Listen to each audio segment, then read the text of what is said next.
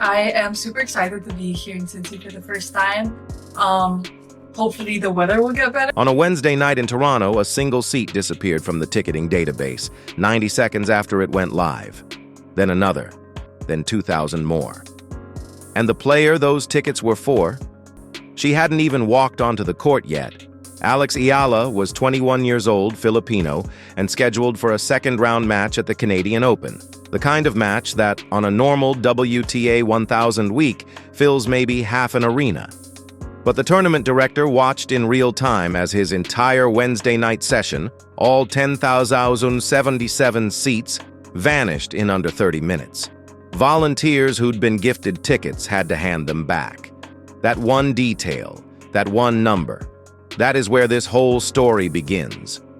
Because today, August 15th, Alex Eala walks into Cincinnati as the 17th seed, and the man who just oversaw a $260 million renovation of that venue is quietly doing the exact same math Toronto did. Here's what you need to know. 12 days ago, on August 3rd, Eala beat world number 3 Jessica Pegula from a set down to win the DC Open, her first WTA title, the first ever won by a player from the Philippines.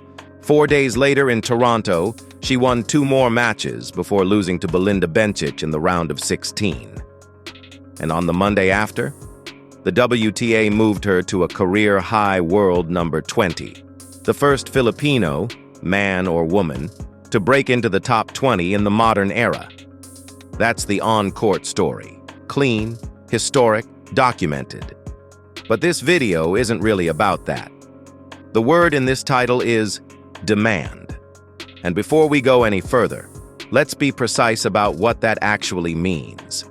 Alex Eala has not demanded anything from Cincinnati's tournament director Bob Moran. No backroom emails, no fee disputes, no scheduling ultimatums. The demand isn't from her. The demand is for her, measured in tickets sold in 30 minutes, in resale prices spiking before a second-round draw is even announced, in emails flooding box office inboxes, in Philippine flags counted at gate scans, in the quiet, unglamorous moment when an operations team has to decide which court, which session, which hour, because the usual formula no longer applies. That is what has, according to people who live and breathe this industry, quietly stunned the operators of the Cincinnati Open. To understand why, you have to go back to Toronto, because Toronto is the only place where the industry side of this story has been put on the record.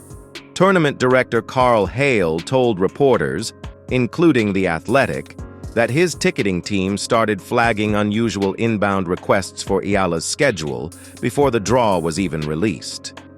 The volume forced an early conversation about court assignment. A Wednesday night sellout this early in a tournament, he said plainly, is really unheard of. But here's the detail that almost nobody covered.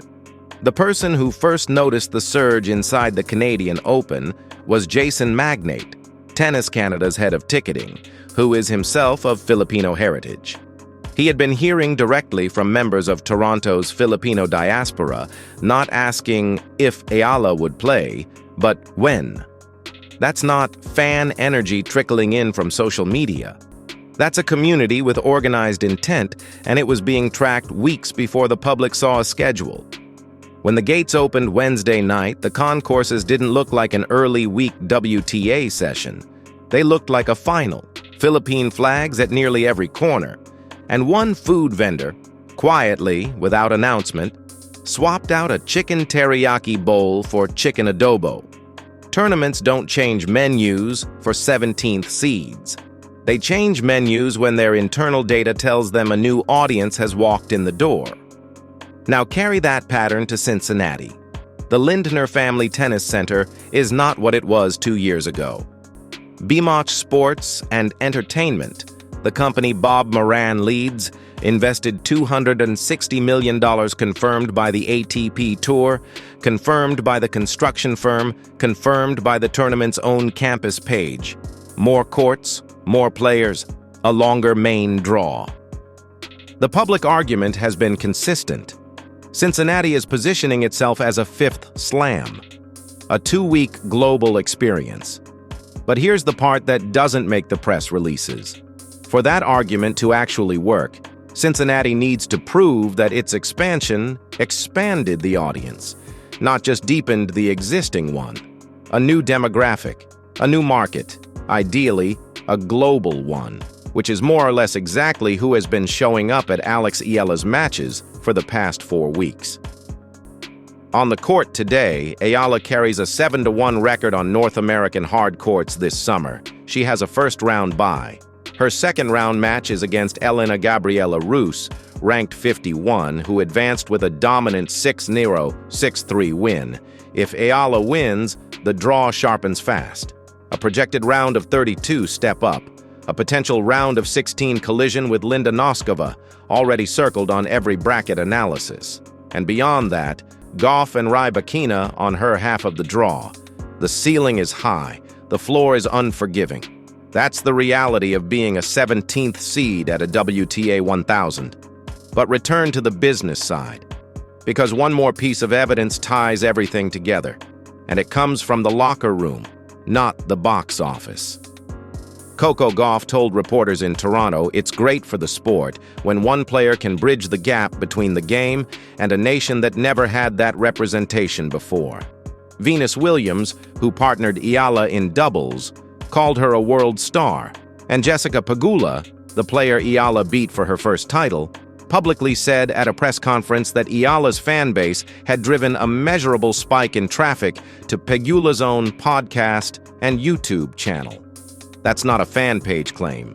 That's a top 5 player at a news conference describing the second-order commercial effects of another player's audience on her own business. When peers start volunteering that language, tournament operators are already listening.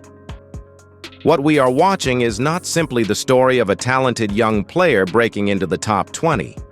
That story is real, and it is remarkable. But if you only tell it that way, you miss the machinery underneath. There's one historical parallel worth naming, and it's probably not the one you're expecting. Think about Li Na. When Li broke through and won the 2011 French Open, the WTA's revenue map across East Asia essentially redrew itself within 18 months. Tournaments were added, sponsors moved, ticketing infrastructure in Chinese-language markets was built from scratch. What Eala is doing to Southeast Asia, and specifically to a Philippine market that, by the Cincinnati Open's own reporting, has historically had almost no professional tennis infrastructure, is not culturally identical to Li Na, but it is structurally the same. Market formation, in real time, on the ticket sales side of a sport. And it is happening right now at a venue whose entire $260 million capital story was built on the belief that this kind of global expansion was possible. Bob Moran's investment needed a face. It found one he didn't budget for, and through all of it, Eala herself has been, by any honest read, remarkably calm about the noise. After losing to Bensic in Toronto with a bagel set, she said she'd rest briefly before Cincinnati. In her pre-tournament press conference here, when asked about everything swirling around her, she said there are moments when it feels heavy and moments when it feels fun. She said she is, in her own words, still very, very far from the level of the players she's chasing. On Instagram, she posted a phrase in Filipino that translates roughly to a warm, playful acknowledgement that Toronto had, for 1 week, felt like her village back home. Grateful, deflective, unhurried. She is not asking to be treated like the story that tournament offices are quietly starting to treat her as. So here's the closing image, and it's not on a court. It's in the Cincinnati Open ticketing office, where a 17th seed is being tracked on internal dashboards the way a top 4 seed would be. It's in the BMOCH boardroom, where a $260 million expansion needed a global argument, and where Eala's audience is quietly being written into next year's projections. It's in a Tennis Canada office in Toronto, where a Filipino head of ticketing named Jason Magnate turned an inbox pattern into a Wednesday night sellout. and without intending to, wrote the operational playbook that every subsequent tournament on the calendar is now studying. And it's in whatever quiet corner of the Cincinnati site Alex Eala is sitting in right now, trying to keep her entire focus on Elena Gabriela Ruse. Just Ruse. Nothing else. The boardrooms, the dashboards, the peer testimonials, the building that suddenly has a new argument for its own existence. All of that is happening around her whether she looks up or not. Bob Moran is not stunned by Alex Eala. He's quietly grateful.